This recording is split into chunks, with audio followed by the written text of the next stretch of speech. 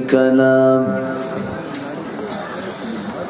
ونشهد أن سيدنا وحبيبنا ومولانا محمدا عبده ورسوله الذي أرسله بالحق بشيرا ونذيرا وداعيا إلى الله بإذنه وسراجا منيرا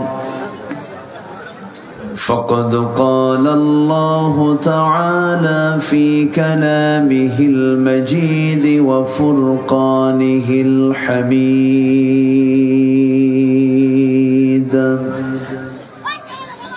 أعوذ بالله من الشيطان الرجيم بسم الله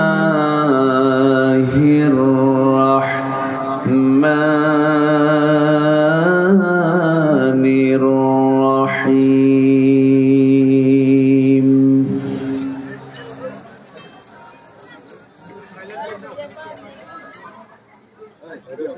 شرع لكم من الدين ما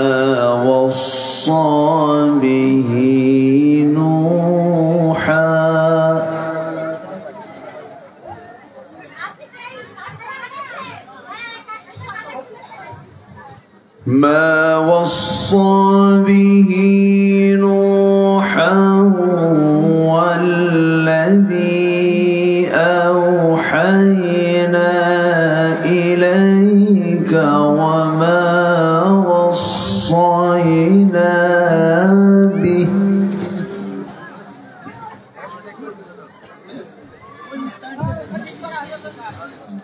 وما وصينا به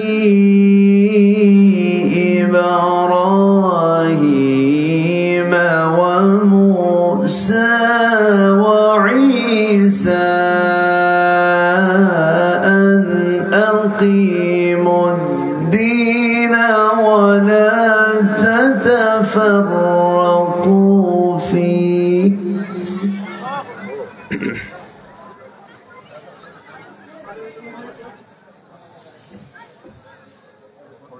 كبر على المشركين ما تدعوهم إليه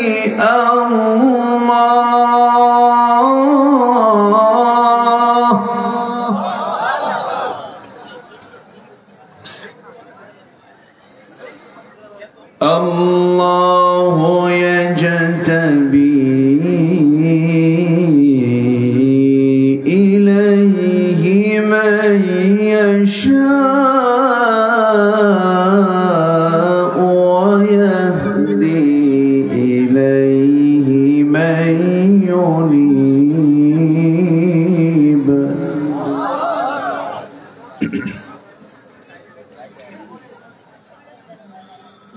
الله أكبر بسم الله الرحمن الرحيم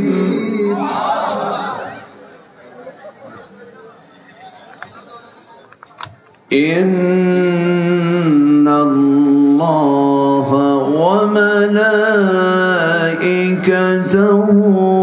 يصلون على النبي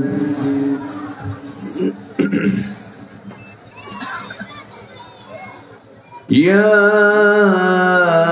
أيها الذين آمنوا صلوا عليه وسلموا تسليما اللهم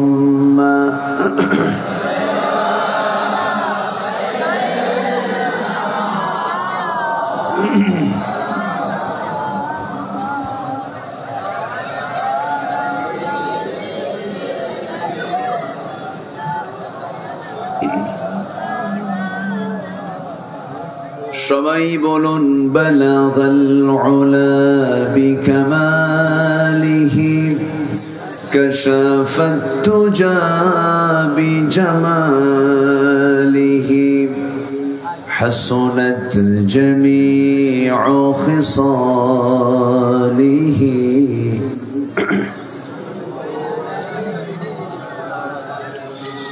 আরবের বুকে মক্কার পরে যেথায় মা আমিনার ঘর, খোদার রহমতে কৌসার হয়ে ঝরছে বারংবার। বালাগাল উলা বিকামালিহি কাশাফাত তুজা বিজামালিহি حسنت جميع خصاله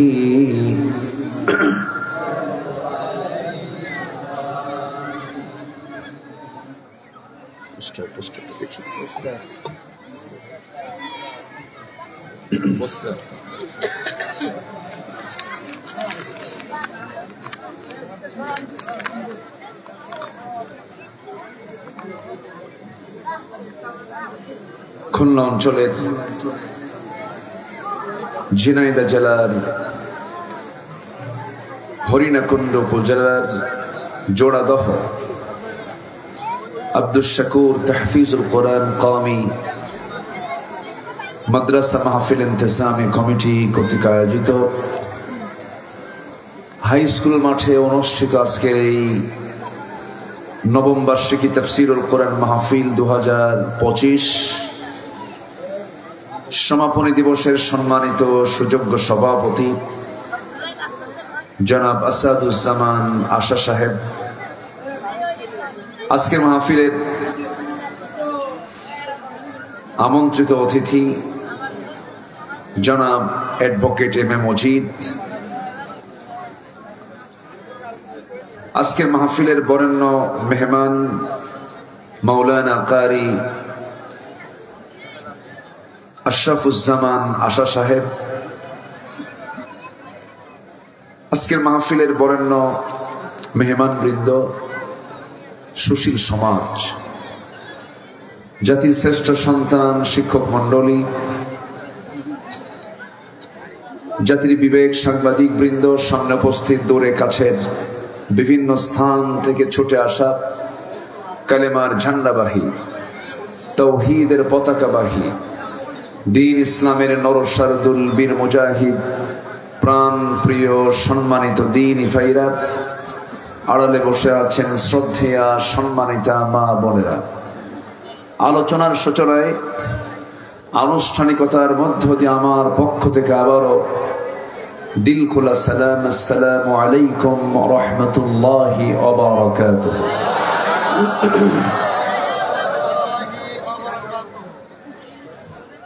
সবাই কেমন আছেন?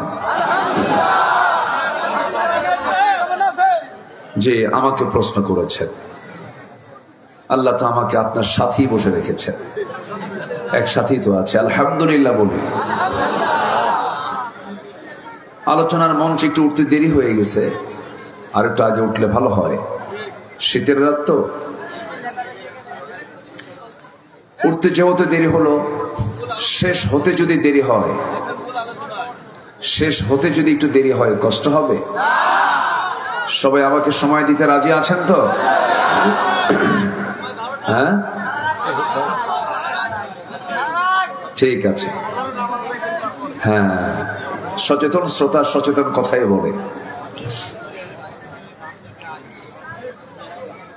আল্লাহ তাআলা নামাজকে অসময়ে পছন্দ করেন না সময় পছন্দ করেন? ইন্নাস সালাতা কানাত আলাল মুমিনিনা কিতাবাম মাওকুতা। আল্লাহ তাআলা নামাজকে সময় মতোই পছন্দ করেন, এই জন্য সবকিছুই সময় মতো হওয়া উচিত। এটা কি? ও আমারে দেখে, এটা ক্লোজ করেন, এটা যদি মাঝে মাঝে চালান তখন তো আমারে না দেখে এটা দেখবে জাতি, একটু খেয়াল করতে হবে। সম্মানিত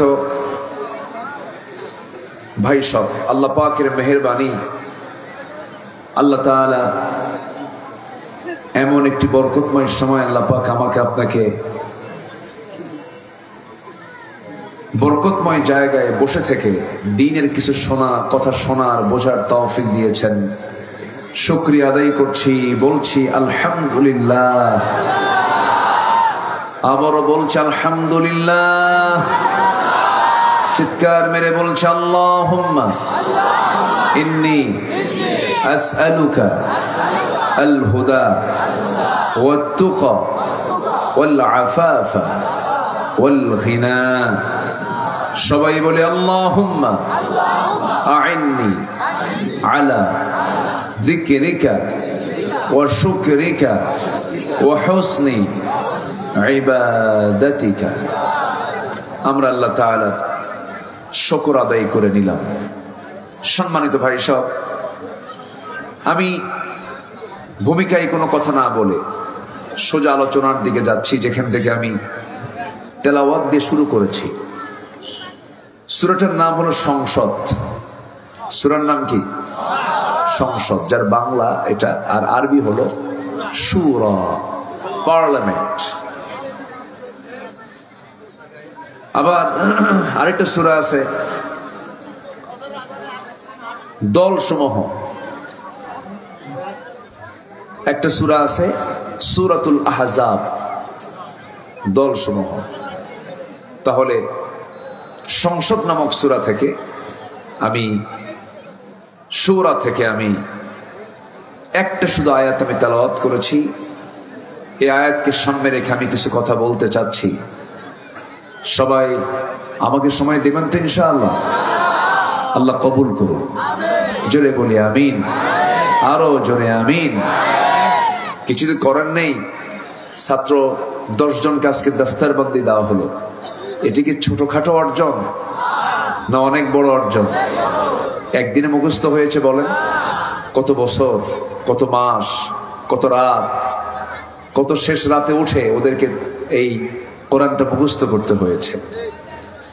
তো ওদের একটা আজকে একটা ঐতিহাসিক দিন, ওদের স্মৃতিময় একটা রাত হচ্ছে আজকের রাত।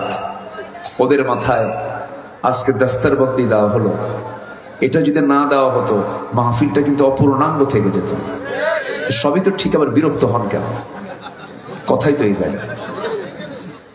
মাদ্রাসার মাহফিল গুলো কিছু চাইতে হয়, কালেকশন করতে হয়, কি করবেন? উপায় তো নাই। পরিস্থিতি, সিচুয়েশন বুঝে আমাদেরকে চলতে হয়। তো আমরা এটাকে কষ্ট মনে করব না, আমরা যত সময় শেষ করার চেষ্টা করব। তবে আমল করতে গেলে যদি কারো আমলের নিয়তে যদি আলোচনা শোনার ইচ্ছা হয়, বেশি কথা লাগে না, সামান্য কথাই আমলের জন্য যথেষ্ট। আর কিছু লোক আছে হৃদয়ের খোরাক মিটাতে চান, কিন্তু আমল দরকার নেই। হুজুর ওয়াজ তো মজাই লাগে, কিন্তু উজুর পানি ঠান্ডা। উজুর পানি কি ঠান্ডা? তাহলে তো হলো না। এই জন্য আমরা আমলের নিয়তে শুনবো। জোরে বলি ইনশাআল্লাহ। যে কোরআন থেকে আমরা আলোচনা শুনতে বসেছি, এই কোরআন আল্লাহ পাক আমাকে দিয়েছেন দয়া করে, আমাকে দিয়েছেন তিনি করুণা করে। আল্লাহ পাক সূরা রহমানের মধ্যে কি সুন্দর করে বলছেন। আল্লাহ রাব্বুল আলামিন বলেন, আর রহমান আল্লামাল কুরআন খালাকাল ইনসানা আল্লামাহুল বায়ান الشمس والقمر بحسبان والنجم والشجر يسجدان جربون الله أكبر। তিনি রহমান, যিনি দয়া করে বান্দাকে কোরআন শিক্ষা দিয়েছেন। রহমান তিনি কে? জোরে বলেন। পৃথিবীর কেউ কে রহমান হতে পারে নাকি? রহমান শব্দটা রেহেম থেকে এসেছে। রেহেম মানে হলো জরায়ু। জরায়ু থেকে আগত সন্তান কি তার মা যতটুকু না ভালোবাসেন, তার চাইতে লক্ষ লক্ষ কোটি কোটি গুণ আল্লাহ তার বান্দাকে ভালোবাসেন, এই জন্য তার নাম হলো রহমান, যিনি দয়া করে বান্দাকে কোরআন শিক্ষা দিয়েছেন। কোরআনের কারণেই তো আমরা আল্লাহকে আমি চিনতে পারছি, জান্নাত জাহান্নামের চিত্রগুলো আমরা উপলব্ধি করতে পারছি। কোরআনের কারণেই তো আমরা কোনটা হালাল কোনটা হারাম জানতে পারছি। তাহলে এই কিতাবের জরুরত, এই কিতাবের আবশ্যকতা আছে না নাই বলেন তো? আছে। কিন্তু দুঃখ লাগে আমার দেশের একটি সিংহভাগ অংশ কোরআন পড়তেই জানে না, কোরআন পড়তেই জানে না। এখানে কথা হচ্ছে, এখানে বাবা কথা বলা যাবে না। সিংহভাগ মানুষ কিন্তু কোরআন পড়তে পারে না। কেন জানেন? এর কারণ হলো সিলেবাসে কোরআন শিক্ষাকে বাধ্যতামূলক করা হয়নি। অথচ কোরআন পড়তে, নামাজ পড়তে গেলে সবার আগে কি লাগে? কোরআন লাগে। নামাজ আদায় করা কি? জোরে বলেন। কোরআন নামাজ আদায় করা যদি ফরজ হয়, তাহলে কোরআন শেখা কি? কোরআন শেখাটাও ফরজ। তাহলে নামাজও জরুরি, কোরআন শেখাও জরুরি। সম্মানিত ভাইয়েরা, আমার দেশের বহু বিসিএস ক্যাডার আছে, ওযুর ফরজ কয়টা তাও জানে না, কোরআন তো দূরেই থাকলো। এরকম করে মিনিস্ট্রি অফ এডুকেশন, শিক্ষা মন্ত্রণালয় ৭১ থেকে নিয়ে, আগে তো বাদ দিলাম, ৪৭ একবার স্বাধীন হয়েছিলাম আমরা, হলো না, আবার ৭১ লাগলো, আবার ৭১ থেকে ২০২৪ লেগে গেল প্যাঁচ, আরেক আন্দোলন হলো, আবার নতুন একটা পর্যায়ে আমরা এখন উপস্থিত হয়েছি। সামনে যে কি হবে আল্লাহই জানে, তবে কিচ্ছু বুঝি না আমরা। আমাদের সোজা দৌড়, ইহদিনাস সিরাতাল মুস্তাকিম, কথা একটাই, সব দেখা শেষ, দেখছি কিন্তু আমরা, দেখেন কোনটাই বাদ দেই নাই। কেউ 25 বছর, কেউ 16 বছর, কেউ 9 বছর, কেয়ারটেকার গভর্নমেন্টটা কয়েক বছর, সবাই দেখেছি আমরা। সবার নামের আগে মুহাম্মদ, ধর্মের নাম ইসলাম, কিন্তু মদের আইন পাশ করা হয়েছে, সুদ ভিত্তিক অর্থনীতি চালু করা হয়েছে, জেনার লাইসেন্স দেওয়া হয়েছে, সব দেখা শেষ। আগামীর দেশ আমরা দেখতে চাই কোরআনের দেশ, কি ঠিক কিনা? সবাই কি দেখতে চান? আল্লাহকে সাক্ষী রেখে আসমানের দিকে হাতটা উঁচু করে দেখায় দেন সবাই।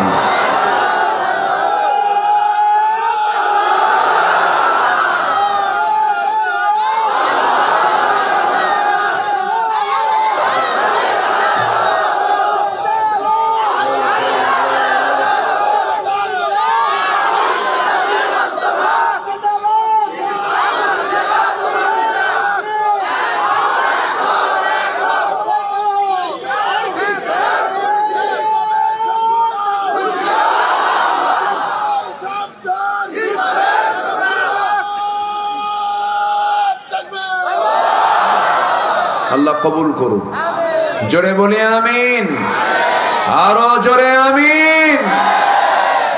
আল্লাহ আমাকে একটা দিন দিয়েছেন। কি দিয়েছেন? দিন মানে কি?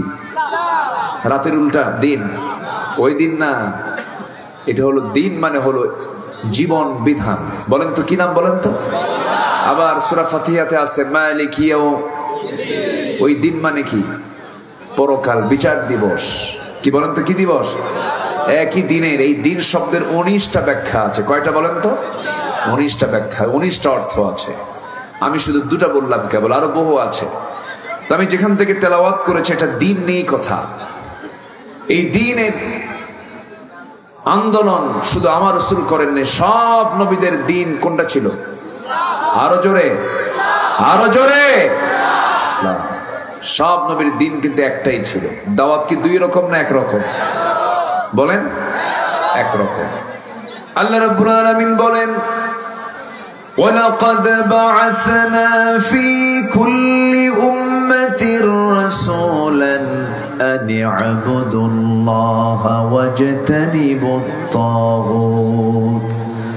প্রত্যেক পয়গম্বরের একই দাওয়াত ছিল, সেটা হলো কারো দাসত্ব করা যাবে না, একমাত্র দাসত্ব ইবাদত করতে হবে কার? তাগুতকে পরিহার করো আর আল্লাহর দাসত্বকে মেনে নাও।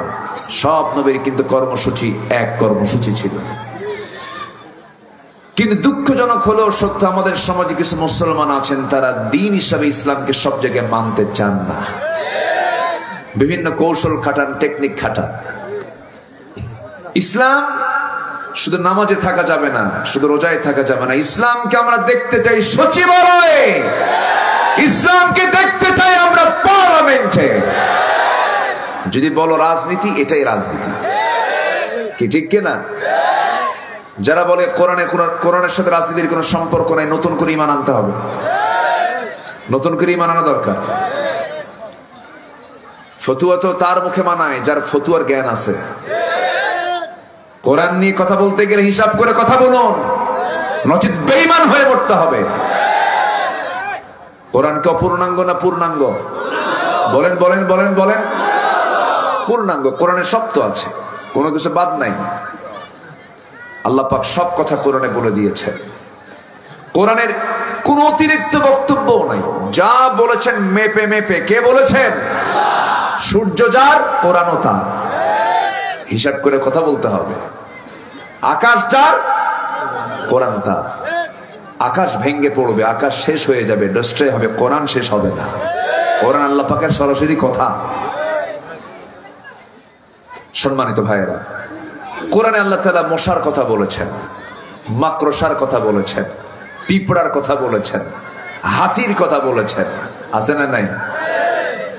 তো মশার কথা আল্লাহ পাক বললেন, এই জন্য কাফের মুশরিকরা কয় এটা তোমার আল্লাহর কাম। আবার এই কোরআনের মধ্যে আবার মশার কথা বলা লাগে, কি কথা কি বুঝতেছেন আপনারা? কাফেরদের তো অসুবিধার শেষ নাই। আজকের সমাজেও কিন্তু মুসলমান কাফের আছে, মুসলমান কাফের আছে না নাই? ওরা কিছু মানে কিছু। আফাতুমিনুনা বিবাদিল কিতাব ওয়া তাকফুরুনা বিবাদ। ওঠে কেন জুতা নিয়ে? যে কি সমস্যা? ও আবার আসবেন? জি ঠিক আছে, আমি কি শেষ করে দেব? উঠতেছেন কেন? বসেন। মুশকিল, আমাদের পোস্টারে লেখা থাকে প্রধান বক্তা, প্রায় লেখা থাকে 80 মাহফিলে প্রধান বক্তা হয়ে, কিন্তু মাহফিলে উঠে যখন 80 তখন হয়ে যায় শেষ বক্তা। বুঝলেন? রাত 11টার পরে 12টার পরে বক্তা উঠানো মানে কি জানেন? পাগলির সাথে ঘর সংসার করা। বুঝেন নাই? কেমনে কথা বলি, এখন মনোযোগ দিতে হবে। আমি যতক্ষণ আছি, আমি কতক্ষণ সামলাবো? এখন উঠবেন, বসবেন, কত চাপ, বহু চাপ। চাপ তো আসবে, রাতে তো চাপ আসি, আপনি ঠেকাবেন কেমনে? সমস্যা তো হয়। একটু আমার দিকে তাকান। তাহলে আল্লাহ পাক মশার যে কথা বলেছেন, মশা যেটা কামড়ায়, এটা কি অতিরিক্ত বলেছেন না কাজে বলেছেন? কিন্তু কাফেররা কয়, মুহাম্মদ তোমার আল্লাহ কি করলো? কোরআনের মধ্যে আবার মশার কথা কয়, এই কি মশার নাম কেন? দেখেন আল্লাহ তাআলা মশার যে উদাহরণ দিয়েছেন, কেন আজকে 16 বছর পরে আমরা টের পাচ্ছি। দেখেন, আমি একটা উদাহরণ দিলে টের পাবেন। আল্লাহ রাব্বুল আলামিন বলেন, ইন্নাল্লাহা লা ইস্তাহি আন ইয়াদরিবা মাসালান মা বাউদাতান ফামা ফাওকাহা ফাআম্মাল্লাযীনা আমানু ফায়া'লামুনা আন্নাহুল হাক্কু মির রাব্বিহিম وأما الذين كفروا فيقولون ماذا أراد الله بهذا مثلا يضل به كثيرا ويهدي به كثيرا جربون الله أكبر الله تعالى মশা অথবা তদপেক্ষা কোনো কিছুর উদাহরণ দিতেনি তিনি কখনো লজ্জাবোধ করেন না। এই মশা নিয়ে কাফেররা বলল, কি তোমার আল্লাহর কি দরকার ছিল এই মশার উদাহরণ দেওয়ার? কিন্তু আল্লাহ রাব্বুল আলামিন এই উদাহরণগুলো দিয়েছেন, কাজের জন্য দিয়েছেন। দেখুন, আজকের একটু আধুনিক দুনিয়াতে মশা নিয়ে একটু আলোচনা যদি করতে যাই, সবকিছু স্পষ্ট হয়ে যাবে। নাম্বার 1, মশা যখন মানুষকে কামড়ায়, বেশি খাইলে পরে মশার হায়াত কমে না বাড়ে? হ্যাঁ, আচ্ছা, মশা আমরা ভয় পাই না মশা আমাকে ভয় পায়? বলেন, ভালো করে বলেন, ভালো করে বলবেন, চিন্তা করে কবেন। আমরা মশাকে ভয় পাই না মশা আমাকে ভয় পায়? মশারি টাঙ্গায় কে? তাহলে আমি মানুষ কি শক্তিশালী সামান্য মশার ভয়ে মশারি? তাহলে আমি জেলখানায় না মশা জেলখানায়? হ্যাঁ, আমি মানুষ কোথায়? জেলখানায়। তাও কি চতুর্দিকে চেক করতে হয় ফাঁকা আছে নাকি? একদম সতর্ক হয়ে শুইতে হয়। মশা যত বেশি খাবে ওর হায়াত তত কমবে। এই 16 বছর এরা খাইছে কম না বেশি? কিসের মতো খাইছে বলেন? কার মতো? তাহলে উদাহরণ ঠিক আছে? ঠিক আছে কিনা? ঠিক আছে না? নাই, মশার মতো বেহিসেবে খাইছে রক্ত, কম লাশ ফালায় নাই। এই জিনাইদে তো বহু লাশ ফালিয়েছে, অনেক রক্ত তারা ঝরিয়েছে। বেশি খাওয়ার কারণে মশার মতো তারাও নাই, ঠিক কিনা? আলেমদেরকে উলঙ্গ করতে চেয়েছিল, ওরা উলঙ্গ হয়ে গেছে। একজন নবী ছিলেন, খুব রাগী নবী। বলুন তো সে নবীর নাম কি? ওরে, এ তো দেখতেছি সব জানেন আপনারা। বলি আলহামদুলিল্লাহ। নবী তো নতুন কিছু বলতে পারবো না, নবী তো নতুন নবী। মুসা কি আর দুইজন হয় নাকি? বলবেনই তো। মুসা আলাইহিস সালাতু ওয়াস সালাম উনি একদিন শুনতে পেলেন ফেরাউন তার বিরুদ্ধে একটা এরকম ব্যাড রিপোর্ট দিয়েছে, শারীরিক ত্রুটির কথা বলেছে। কি তোমরা কি জানো মুসা কেমনে নবী হয়? মুসার তো শরীরই ঠিক নাই। কেন? ওর অন্ডকোষ একটা ছোট একটা বড়। কি কথা কি বুঝতেছেন আপনারা? তাহলে এই জাতীয় মানে প্রপাগান্ডা, অপপ্রচার আজকেও না আগেও ছিল? আগেও ছিল। তো এই নবীর বিরুদ্ধে এই কথা বলা মানে কি এই নবী কি ঠিক থাকার কথা? বলেন তো। প্রচন্ড রাগ উঠে গেছে, বলতেছেন আল্লাহ শোনো, যেটা নাই আমার অস্ত্রপাতি সব তো ঠিকই আছে, আমার তো কোনো অঙ্গহানি নাই, আমার অন্ডকোষ নিয়ে ফেরাউন কথা বলে, তুমি আল্লাহ এটার ফয়সালা করে দাও। আল্লাহু আকবার বলবেন। আল্লাহ বলেন মুসা চিন্তা করো না, সহিহ riwayat, কিন্তু তুমি চিন্তা করো না, আমি ফয়সালা করে দেব। উনি করলেন কি? গোসল করতে নামলেন। কি করতে নামলেন? গোসল। তো গোসল করতে নেমে তার বিকল্প কোনো লুঙ্গি ছিল না। উনি করলেন কি? এটা পাথরের উপরে লুঙ্গিটা রেখে ওই লুঙ্গি আবার গোসল করে পড়বেন হেতু জরুরতের কারণে তিনি নেমে পড়লেন পানিতে। গোসল শেষ, ওই লুঙ্গিটা আবার হাতে নিয়ে তিনি পড়বেন। লুঙ্গিতে হাত দিতে নিয়েই আল্লাহ তাআলা, লুঙ্গির নিচে ছিল পাথর, আল্লাহ পাক পাথরকে জিন্দা করে দিলেন। বলেন পাথর লুঙ্গি নিয়ে দৌড় মার। লুঙ্গি নিয়ে কি মার? দৌড় মার। কার অর্ডার? কার অর্ডার? আমার দেহ মাটি, আমি কি দৌড়াই না? দৌড়াই কিনা বলেন? এই মাটিতে প্রাণ দিয়েছেন কে? আমাকে প্রাণ দিয়েছেন কে? সে আল্লাহ। ওই পাথরের মধ্যে প্রাণ দিলেন, পাথরকে বলা হলো পাথর তুই দৌড়া। পাথর দৌড়ায়। মুসা আলাইহিস সালাতু ওয়াস সালাম ওই পাথরকে ধরার জন্য রেগে গেলেন, খেপে গেলেন, হাতে লাঠি নিয়া ওই লুঙ্গি পরার জন্য। লুঙ্গির দিকে তার মন, কিন্তু তিনি যে উলঙ্গ হয়ে আছেন এটা তার মনই নাই। পাথরও দৌড়ায়, তিনিও দৌড়ান।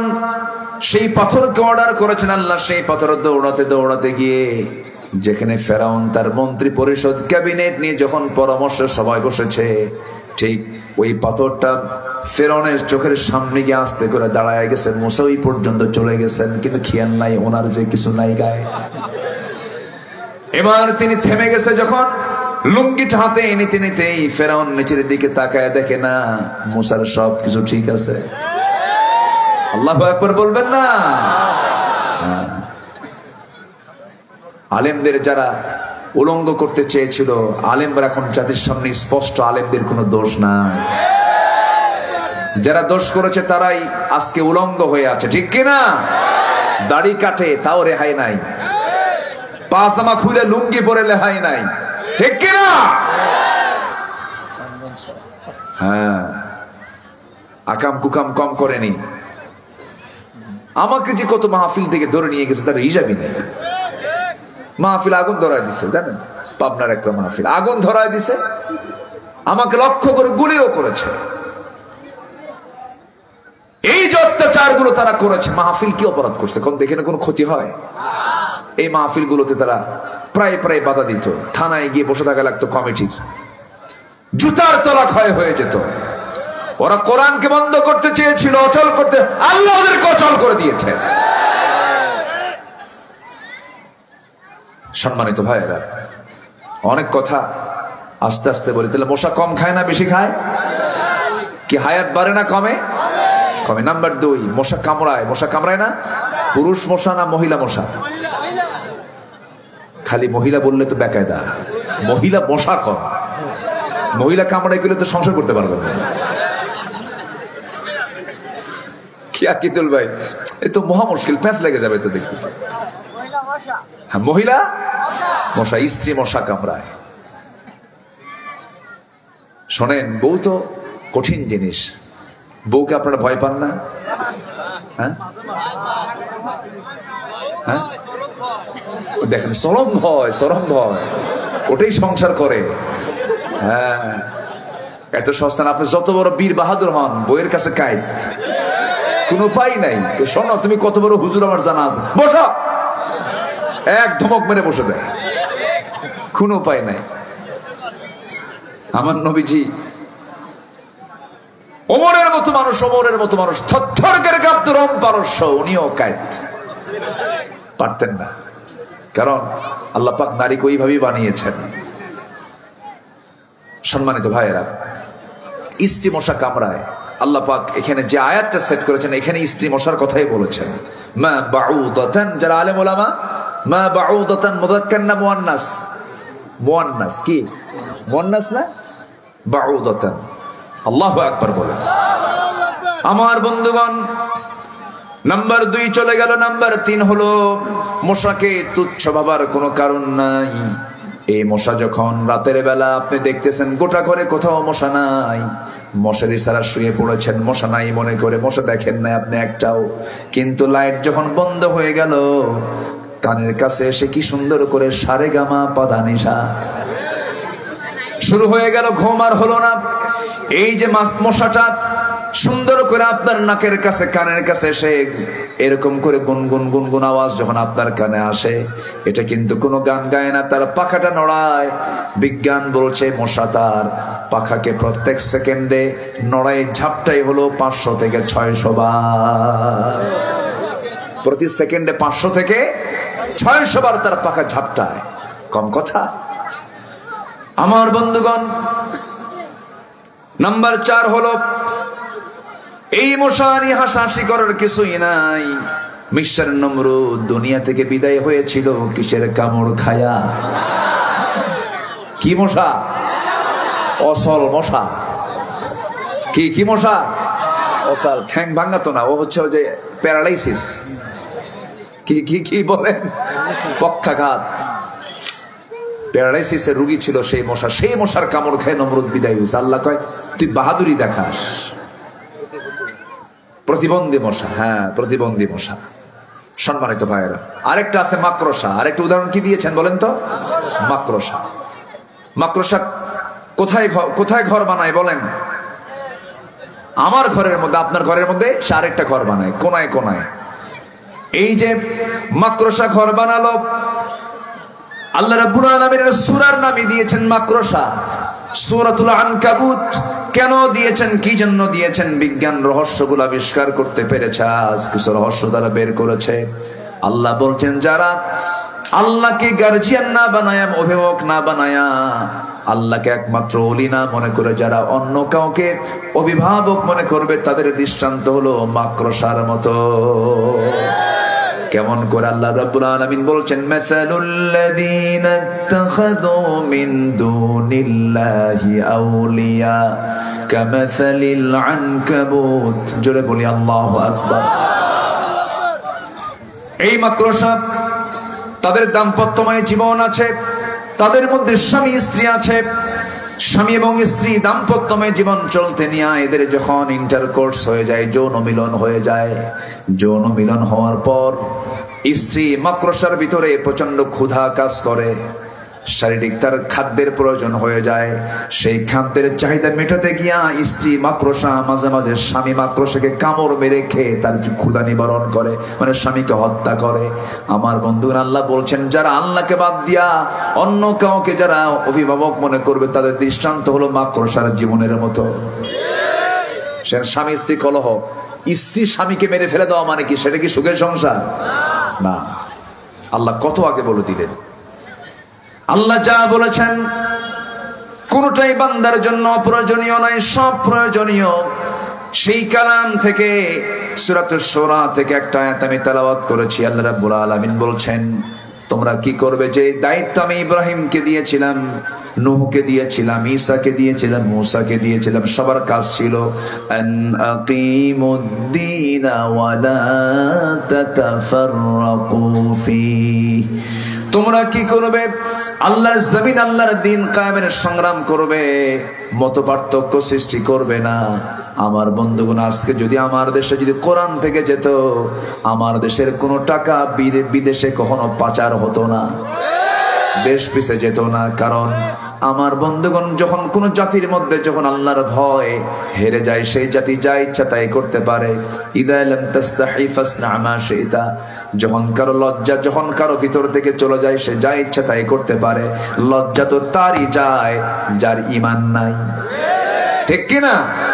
লজ্জা তারই যায় যার কি নাই, ঈমান নাই। একটু কান লাগাবেন সবাই, মনোযোগ দিয়ে কথাগুলো শুনবেন। সেই দিন বিজয়ী হয়ে যাক। সব দিনের উপরে আপনি কোরআনকে প্রশ্ন করুন, কোরআন বলো তো আমার নবী দুনিয়াতে কেন এসেছিলেন? কোরআন সুন্দর করে জবাব দিচ্ছে। যারা পারেন ঠোঁট মিলিয়ে বলুন হুয়াল্লাযী আরসালা রাসূলাহু বিল হুদা ওয়া দীনিল হাক্কি লিইয়ুযহিরাহু আলাদ দীনি কুল্লিহি ওয়া কাফা বিল্লাহি শাহীদা। তিনি সেই মহান প্রভু যিনি তার রাসূলকে দ্বীন হক দিয়ে দুনিয়াতে পাঠিয়েছেন, যেন তিনি কি করতে পারেন? দুনিয়ার তৈরি করা যত দ্বীন আছে, আল্লাহর দ্বীন ইসলাম ছাড়া আরো দ্বীন দুনিয়াতে আছে না নাই বলেন? আমার দেশে একটা দ্বীন কায়েম আছে, সেই দ্বীনকে আল্লাহর দ্বীন না মানুষের দ্বীন? বলেন বলেন বলেন, কার দ্বীন? এই সমস্ত মানুষের দ্বীনগুলোকে উৎখাত করে পরাজিত করে সেই দিনের উপর আল্লাহর দ্বীনকে বিজয়ী করার জন্য রাসূলকে আল্লাহ রাব্বুল আলামিন পাঠিয়েছেন। সেই মিশনকে পরিপূর্ণ করার জন্য নবীর সময় লেগেছে 23 বছর। কত বছর বলেন? 23 বছর। মক্কার জিন্দেগি 13 বছর, মদিনায় 10 বছর, মোট কত বছর হলো? 23 বছর। রাসূল যে মিশনটা চালু করেছিলেন, ওপেন শুরু করেছিলেন যেদিন 40 বছর বয়সে নবুয়ত পান, 63 বছর বয়সে দুনিয়া থেকে বিদায় হয়ে যান। ওই যে শুরু করেছেন 23 বছরে, যা করেছেন সব তিনি কি দিয়ে করেছেন বলেন? আসতে বলবেন না, কি দিয়ে করেছেন? সেই কোরআন আজও আছে না নাই? আমরা কোরআন দিয়েই করবো সবকিছু। জোরে বলি ইনশাআল্লাহ, আরো জোরে বলি ইনশাআল্লাহ। যদি মার খেতে হয় রাজি আছেন? যদি মার খেতে হয় রাজি আছেন? জেল খাটতে হয় রাজি আছেন? হুমকি ধামকি শুনতে হয় রাজি আছেন? আল্লাহ কবুল করুন। জোরে বলি আমিন, আরো জোরে আমিন। আমার নবীজি কোরআন দিয়ে দিশেহারা মানুষ, ওমরের মতো মানুষ, চিন্তা করেন, একটু ওমরের মতো মানুষের চিন্তা করেন। এই লোকটা কি ইসলাম কবুল করতে গেছেন না রাসূলকে মারতে গেছেন? বলেন বলেন বলেন বলেন। রাসূলকে মারতে গেছেন। মারতে গিয়ে ফিরে আসলেন কিসের কারণে? বলেন বলেন, কিসের কারণে? কোরআনের কারণে। মারতে পারলেন না, কোরআন থেকে আটকায় দিল। যখন তিনি শুনতে পেলেন তাহা মা আনজালনা আলাইকাল কুরআনা লিতাশকা, এই আয়াতগুলো যখন শুনলেন ওমরে ফারুকের চোখের কোনা বেয়ে বেয়ে টপ টপ করে পানি পড়ে। চোখের পানিতে তার মুখ ভিজে গেল। আর মনে মনে চিন্তা করল, না হারে কাকে মারতে যায়, এমন সুন্দর কালাম তো আমার কানে কোনোদিন আসে নাই। আজ থেকে নবীর সামনে গিয়ে নবীর পায়ের নিচে তরবারি রেখে বলতেছে, মুহাম্মদ আজকে তোমার কল্লা আমি কেটে ফেলার কথা ছিল, কিন্তু পারলাম না। আল্লাহর কালাম কোরআন আমাকে বাধ্য করেছে ঈমান আনতে। জোরে বলি সুবহানাল্লাহ। আর আজকে আমরা কোরআন না বুঝে ঈমান আনছি। কোরআন আর ওরা কোরআন বুঝে ঈমান এনেছে, আর আমরা কোরআন না বুঝে ঈমান আনছি। এটাই হলো তফাৎ। কিছু কিছু ভাই চলে যাচ্ছেন, আমি আটকাবো না, কারণ রাত হয়েছে তো, অনেক রাত তো, শীতের রাত। মনে হয় জুলুম করতেছে আপনাদের উপরে, না জুলুম হচ্ছে না তো? আমাকে কষ্ট পেলে আমাকে মাফ করে দিবেন। আমি একটা আয়াত ধরেছি, একটু শেষ করতে হবে না ভাই? কত রাত, কত দিকে চলে যায়।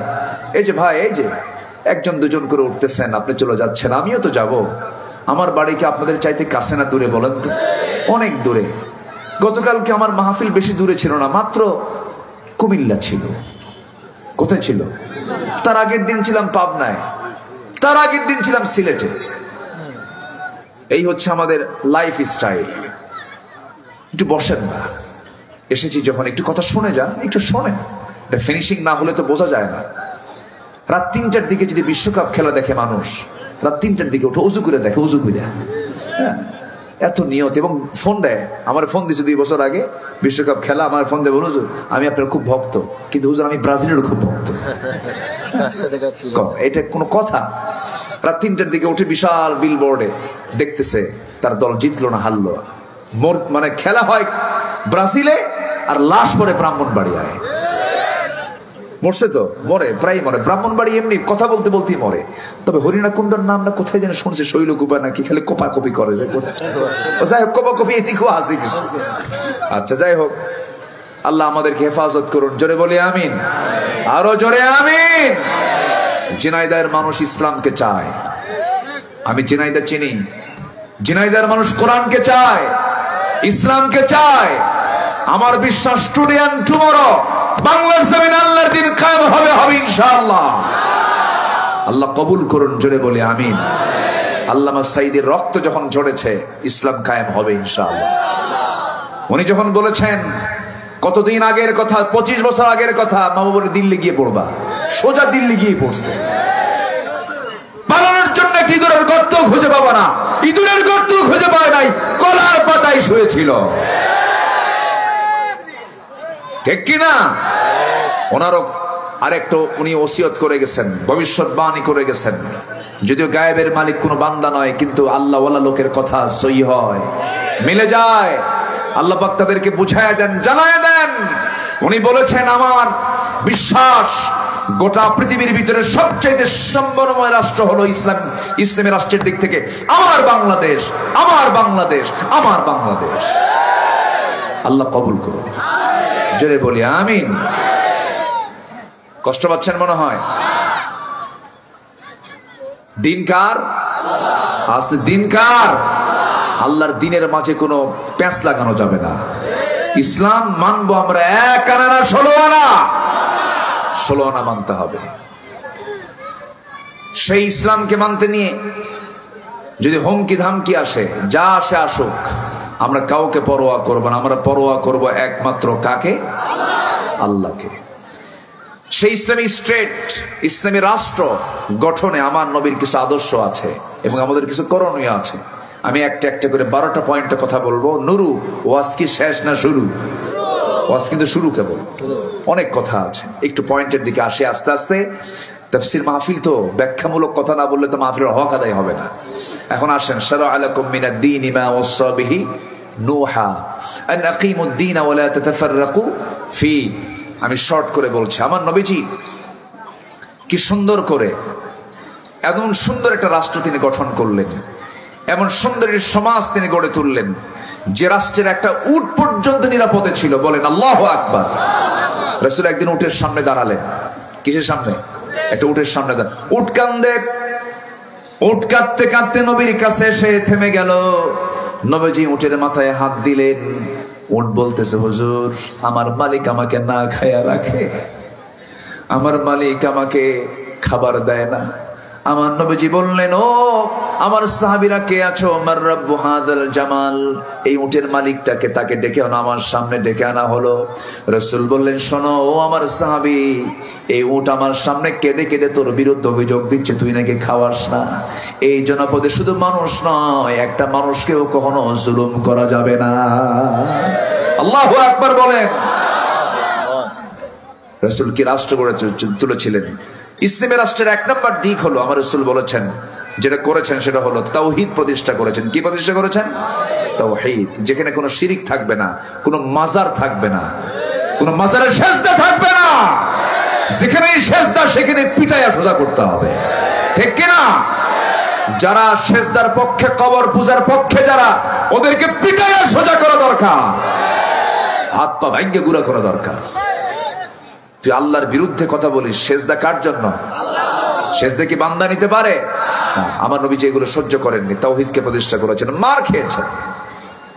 রাসূল রুকুতে গেছেন, হাতের মধ্যে পায়ের মধ্যে ওরা মূর্তি ঢুকায় দিছে। আল্লাহু আকবার।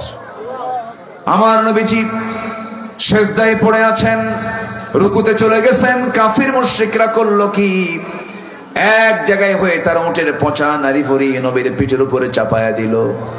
নবীজি রুকুতে আছেন, রুকু থেকে হামাগুড়ি দিয়ে রাসূল মাটিতে পড়ে গেছেন। ওই উটের পচা নারী ভরিতে তিনি চাপ খেয়ে তিনি পড়ে আছেন। নবীজির পাশে কেউ নাই। ফাতিমা রাদিয়াল্লাহু আনহা দূর থেকে লক্ষ্য করে দৌড় মেরে নবীর পিঠ থেকে সেই পচা নারী ভরি সরাইয়া দিলেন।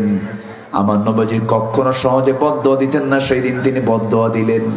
এমন একটা বদদোয়া দিলেন, সহিহ হাদিসে এসেছে, রাসূল যখন তাদের ব্যাপারে যখন বদদোয়া করলেন, নাম ধরে ধরে বদদোয়া করলেন। আল্লাহ বলেন, হে আল্লাহ, তুমি আমর ইবনুল হিশাম, উতবা ইবনে রাবিআ, শাইবা ইবনে রাবিআ, ওয়ালিদ ইবনে উতবা, উমাইয়া ইবনে খালফ, উকবা ইবনে আবু মুআদ, উমরা ইবনুল ওয়ালিদ, এই সাতজনের সবগুলোকে তুমি আল্লাহ পাকড়াও করে সবগুলোকে শেষ করে দাও। আমার নবীর দোয়া যেদিন তিনি করেছেন তার বেশি দিন লাগে নাই, মাত্র কয়েকদিন পরে, কয়েক বছর পরে ওই বদর প্রান্তরে 7টা কাফের একই কূপের মধ্যে সব দুনিয়া থেকে বিদায় হয়ে গেছে। আজকের এই ফলাফল আলেমদের চোখের পানির ফলাফল, এত সস্তা না। আল্লাহ বিজয় দিয়েছেন, সরাসরি বিজয় দিয়েছেন, সরাসরি বিজয় দিয়েছেন। এই বিজয়কে ধরে রাখতে হবে, এই সময়কে কাজে লাগাতে হবে। আগামীর সময় আমরা দেখতে চাই ইসলামের সময়। আল্লাহ কবুল করুন। কোন শিরকের কাছে আমরা যাব না, জোরে বলি ইনশাআল্লাহ। চাইবই আমরা, কার কাছে চাবো? নাম্বার 2, রাসূল সকল হিংসা দূর করে রাষ্ট্রে একটা ভ্রাতৃত্ব প্রতিষ্ঠা করেছিলেন। আমার দেশে ভ্রাতৃত্বের আবাদ হয় না, হিংসার আবাদ হয়। এত হিংসা, আল্লাহ। জমি কেনে একজন, ঘুম হয় না আরেকজনের, আছে না নাই? একজন জমি কিনছে, আরেকজন খালি কয় হাই রে, ওরে হাই রে, আছে না? আছে না নাই? জমি কেনে একজন, হাই হাই করে আরেকজন। ভাববেন আপনার মধ্যে যখন হিংসা ঢুকবে, তখন ভাববেন যে আপনার ঈমান হিংসা খেয়ে শেষ করে দিচ্ছে। হিংসা খেয়ে শেষ, আগুন যেমন কাঠকে খেয়ে শেষ করে দেয়, পুরো শেষ করে দেয়, হিংসা আপনার ঈমানকে শেষ করে দিচ্ছে। قال إياكم في الحسد فإن الحسد يأكل الحسنات كما تأكل النار الحطب أو كما قال عليه الصلاة والسلام। হিংসার কাছে যাওয়া যাবে না, আমরা হিংসা করব না। দেখেন একটা ঘটনা বলি, এই ঘটনাগুলো সহজে কোথাও পাবেন না, একটু মনোযোগ দিয়ে কথাগুলো শোনেন। আমার নবীজি যতগুলো যুদ্ধ করেছেন, এর মধ্যে একটা অন্যতম যুদ্ধ ছিল হলো হুনাইনের যুদ্ধ। কিসের যুদ্ধ বলেন তো? হুনাইন। বদর, উহুদ, খন্দক, এরপরে কি? হুনাইন। সেই হুনাইন যুদ্ধে মুসলমানদের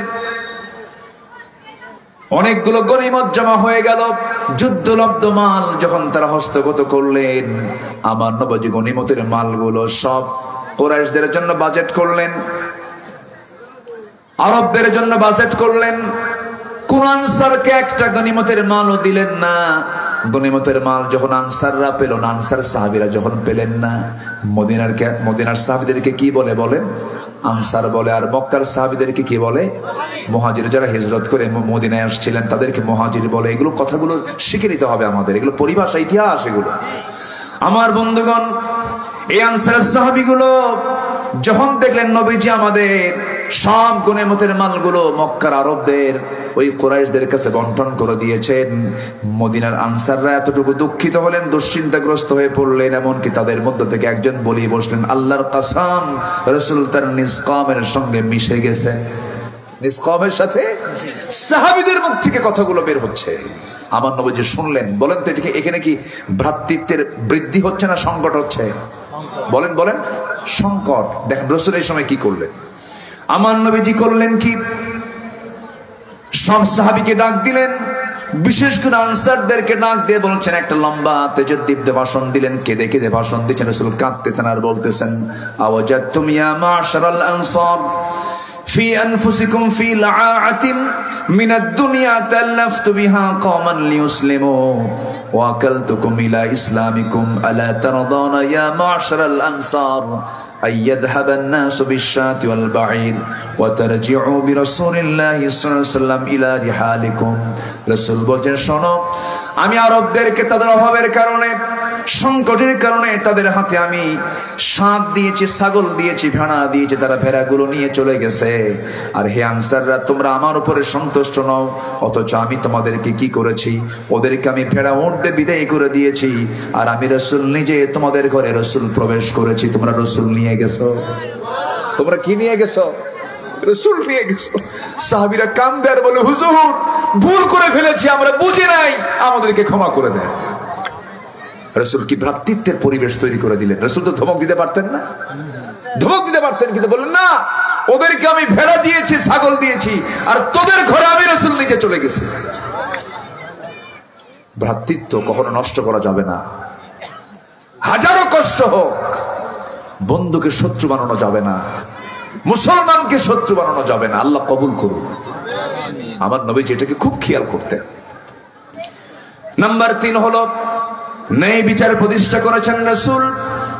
নবীর সময় একজন মহিলা, বিশাল ধনাঢ্য পরিবারের একজন মহিলা চুরি করে ধরা পড়েছে।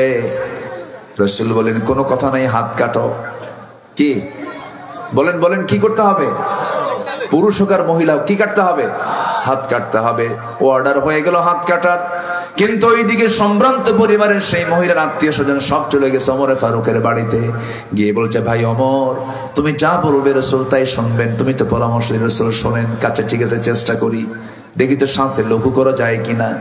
সাইয়েদনা ওমরকে তারা হাতে নিয়ে তিনি যখন নবীর কাছে এসে বলছেন, হুজুর, মহিলা মানুষ ভুল করেই ফেলছে, দেখুন তো কিছু ক্ষমা করা যায় কিনা, শাস্তি লঘু করা যায় কিনা, হাত না কেটে অন্য কিছু করা যায় কিনা। আমার নবীর চেহারা রক্তিম আকার ধারণ করলো, লাল টকটকে চেহারা বানায়। রাসূল বলছেন, ওমর, তোমার দারাজ কণ্ঠ কোথায় গেল? আল্লাহি লাউ আন্না ফাতিমাতা বিনত মুহাম্মাদিন সারাকাত লাকাতাতু ইয়াদাহা। আল্লাহর কসম করে বলি, এই মুহূর্তে যদি ওই বংশীয় ঘরের ফাতিমা চুরি না করে, যদি আমার কলিজার টুকরা মেয়ে ফাতিমা বিনতে মুহাম্মদ যদি চুরি করে ধরা পড়তো, আমি রাসূল নিজে সমস্ত মানুষকে ডাক দিয়ে সবার চোখের সামনে আমি আমার মেয়ে ফাতিমার হাত আমি রাসূল নিজে কেটে দিতাম। আল্লাহু আকবার বলবেন না? এমন একটা জনপদ আমার দেশ হোক, সবাই কি চান না? ইনশাআল্লাহ আইন সবার জন্য কি সমান। ওমর রাদিয়াল্লাহু তাআলা আনহু ঘোড়া কিনেছেন, ঘোড়া। এখন মানুষ কি কিনতে যায়? হোন্ডা। ভাই তো খুব জোরে হোন্ডা চালায়, জানেন আমার আকিদুল ভাই, ওরে বাপরে বাপ। এর আগে একদিন মাহফিল করে যে টানটা দিল, আমি তো ভয় পেয়ে গেছি।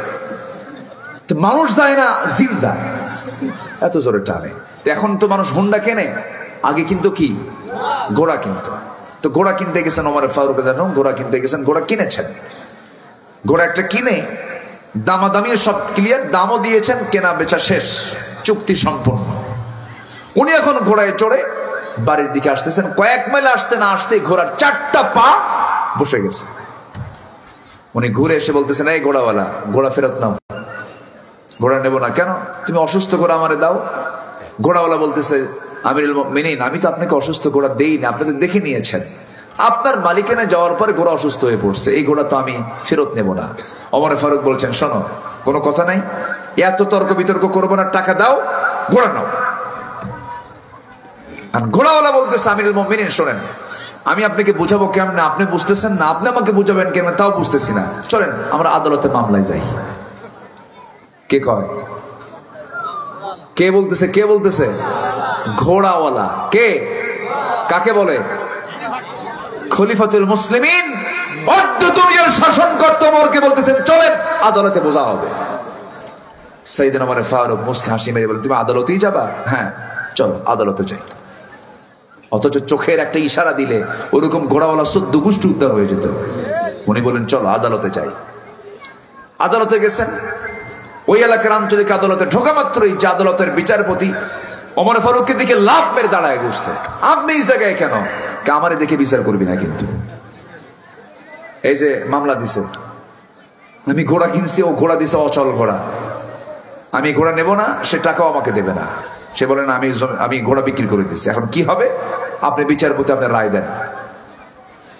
সাইয়েদনা ওমর ফারুক সামনে বিচারপতি, একজন সাধারণ বিচারপতি, তিনি বলতেছেন আমিরুল মুমিনিন, দুপক্ষের কথা আমি শুনলাম, ঘোড়াওয়ালার কথাও শুনলাম, আপনার কথাও শুনলাম, কিন্তু কি করার, আল্লাহর কসম করে বলি কোনো ব্যক্তিকে থেকে রায় দেব না। আজকে রায় দিচ্ছি আমি, ওই ঘোড়াওয়ালার পক্ষে আপনার পক্ষে রায় যাবে না। আল্লাহু আকবার বলবেন না? বিচার ইনসাফ। সাইয়েদনা ওমর ফারুক বলেন তাহলে বুঝায় দাও। এবার বিচারপতি বুঝায় দিচ্ছেন, আপনি আমার সামনে এখন কথা বলতেছেন সুস্থ শরীরে, আপনি এখান থেকে সুস্থ শরীরে বাড়ি পর্যন্ত ফিরবেন, তার গ্যারান্টি কি? গ্যারান্টি নাই। যেহেতু আপনার জীবন, আপনারও গ্যারান্টি নাই, ঘোড়ারও জীবন, ঘোড়ারও গ্যারান্টি নাই। কেনা বেচা হয়ে গেছে, যান এখন অসল ঘোড়াই নিয়ে যান। অসল ঘোড়া নিয়ে ওমর ফারুক ফিরলেন বাড়িতে। পরের দিন মজলিসে শুরার বৈঠকে বললেন, তোমরা কি জানো এক বিচারপতি পাইছে আমি, লোকাল বিচারপতি, সে আমার বিরুদ্ধে রায় দেওয়ার সাহস নেয়, ওকে লোকাল বিচারপতি না বানায় প্রধান বিচারপতিতে বানায় দিলাম। আল্লাহু আকবার বলেন। আর আমার দেশের বিচারপতি বিরুদ্ধে গেলে পাগলা বানায় বাইরে পাঠায়, জানেন না? এসকে সিনহা, সুরেন্দ্র কুমার সিনহা, এখনো তো আসেই নাই দেশে, দেশ থেকে তাড়াইয়া দিল। ওকে দিয়ে রায় দিল দেওয়াল, আবার ওকেই তাড়াইয়া দিল। এরা পারে না অভিনয়, এমন নাটক নাই যা তারা পারতো না। এখন নাটক শেষ। নাটক কি শেষ হয়ে গেছে। আমার বন্ধুগণ, 12টা পয়েন্ট, সব পয়েন্ট গুলো বলতে পারবো না। নাম্বার 4 হলো রাসূল সামাজিক দায়িত্ব পালন করেছেন তার রাষ্ট্রে, দরিদ্রদের পাশে দাঁড়িয়েছেন। আমার নবীর সবচেয়ে বড় এজেন্ডা ছিল সিম্পল মানুষদের পাশে সেবা করা, তাদের পাশে দাঁড়ানো।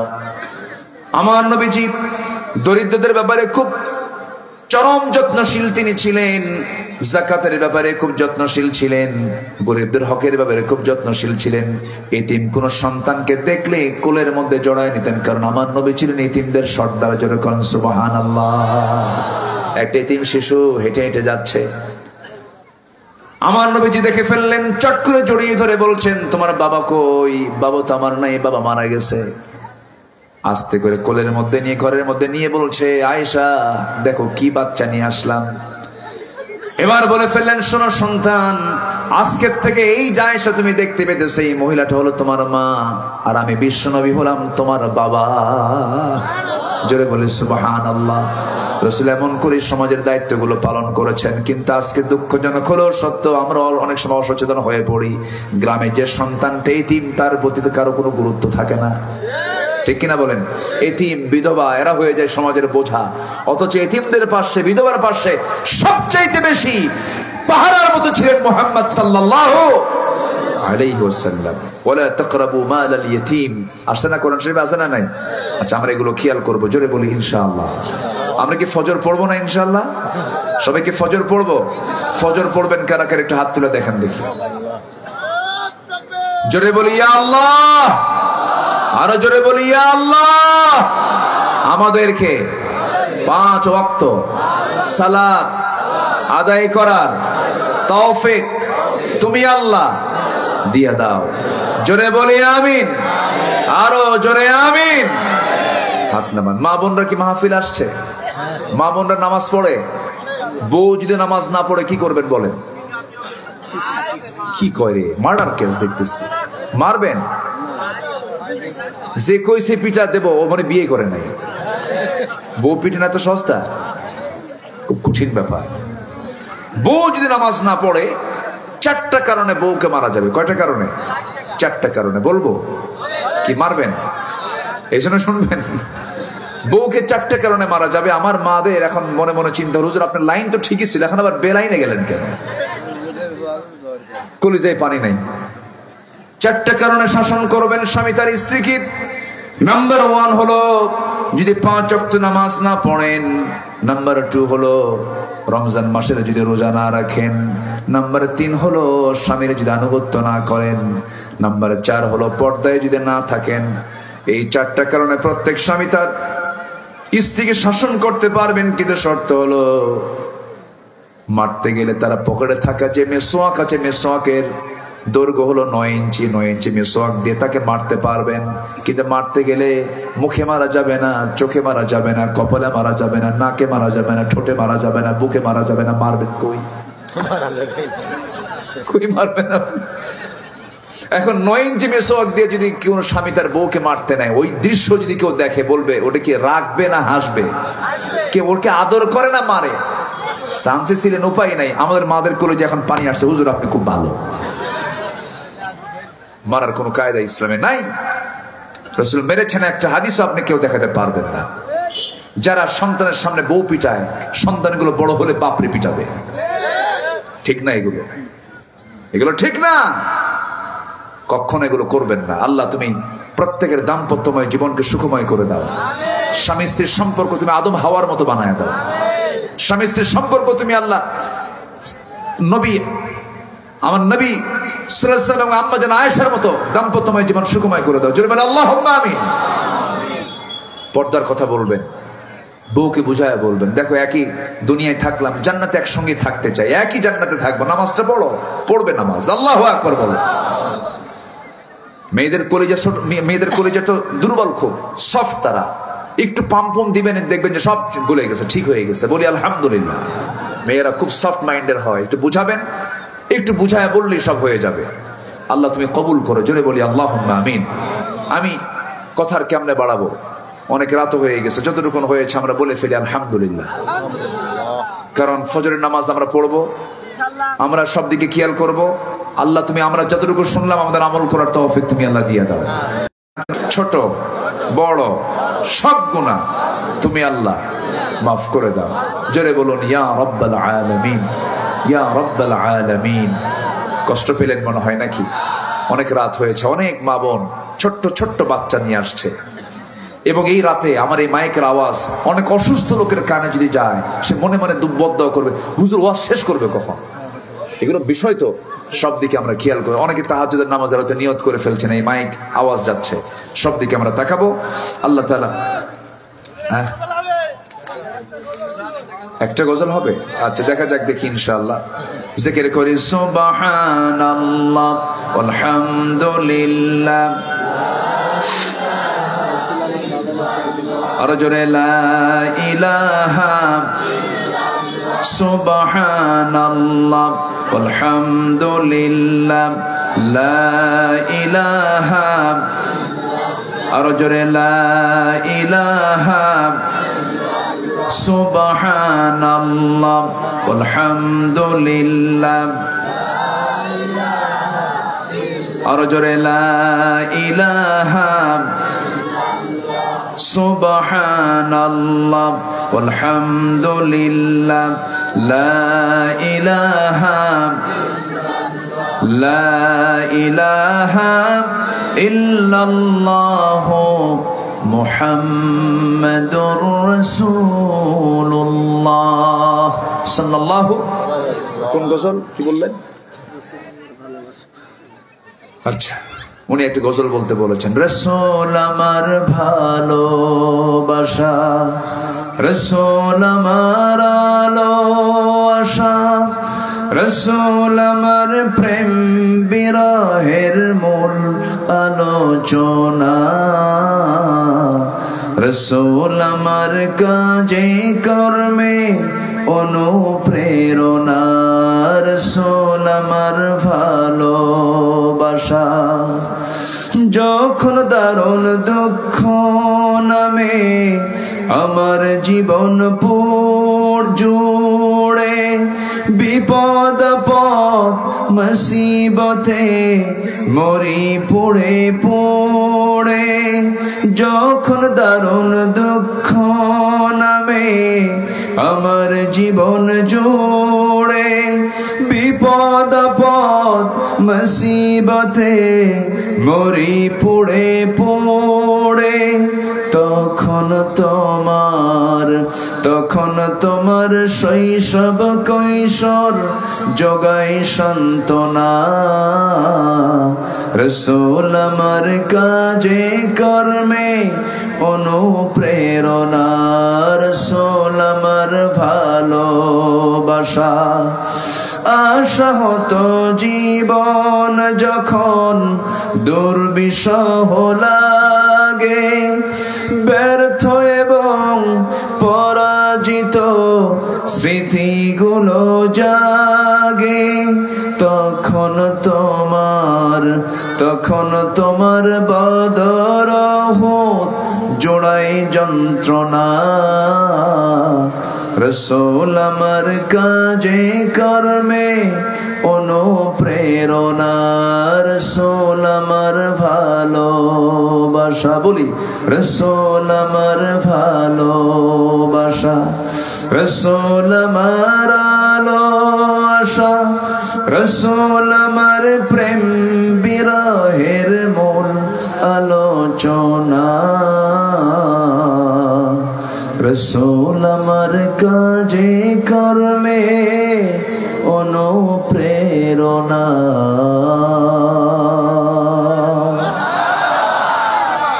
জি, আসুন আমরা এখন আল্লাহর কাছে যাবো। কার কাছে যাবো বলুন তো? আল্লাহর কাছে। জি, আপনি দোয়া করে দেন। আল্লাহুম্মা আমিন। রব্বানা যালামনা أنفسنا وإن لم تغفر لنا وترحمنا لنكونن من الخاسرين। গভীরাত নিঝুমরাত হাড়কাঁপানো শীতের ভিতরে হাজারো মুসলমান নরনারী নিয়ে তোমার কালামের একটা আয়াতকে সামনে রেখে দিন প্রতিষ্ঠার উপরে কিছু কথা বলেছি। আদর্শ রাষ্ট্রের বৈশিষ্ট্য কি হবে সেই বিষয়ে কিছু কথা বলেছি। গুনার বোঝা মাথায় নিয়ে কাঙ্গাল ভিখারির মতো দুটো হাত পেতেছি। আল্লাহ, গুনার দিকে নজর দিও না, বান্দা মনে করে তামাম জিন্দেগির গুনাহগুলোকে মাফ করে দাও। জনম দুঃখিনী মা, জনম দুঃখী বাপজান যারা চলে গেলেন, জিন্দেগির গুনাহগুলো মাফ করো, কবরগুলোকে জান্নাতের টুকরা বানায়া দাও। রব্বিরহামহুমা কামা রব্বায়ানি সগীরা, রব্বিরহামহুমা কামা রব্বায়ানি সগীরা। আল্লাহ তাআলা বিশেষ করে এই মাহফিলের আয়োজন যারা করলেন, শোনার জন্য যারা আসলেন, বিনিময়ে কিয়ামতের কঠিন ময়দান যেদিন কেউ কাউকে চিনবে না, এমনকি মা সন্তানকে পর্যন্ত স্বীকার করে বসবে, যেদিন মানুষ কাঁদতে কাঁদতে চোখের পানিগুলো ফুরে যাবে, চোখ থেকে রক্ত বের হওয়া শুরু হয়ে যাবে, সেই কঠিন মুসিবতের দিনে মাহফিল সবার জন্য নাজাতের মাধ্যম তুমি আল্লাহ বানায়া দিও। ও আল্লাহ, তোমার বান্দাগুলো কিনা এমন সময় হাত তুলে যে সময় দোয়া কবুলের সময় তুমি দুনিয়ার আকাশে চলে আসো, তুমি বলো আলা আমি মুস্তাগফিরিন ফাগফির লাহ। কোন ক্ষমা প্রার্থী আছে আমার কাছে ক্ষমা চাবে, আমি তাকে মাফ করে দেব। আল্লাহ গো, তোমার কাছে ফরিয়াদ করি, আমাদের গুনাহগুলোকে মাফ করে দাও, আমাদের পাপগুলোকে মাফ করে দাও। আল্লাহ তাআলা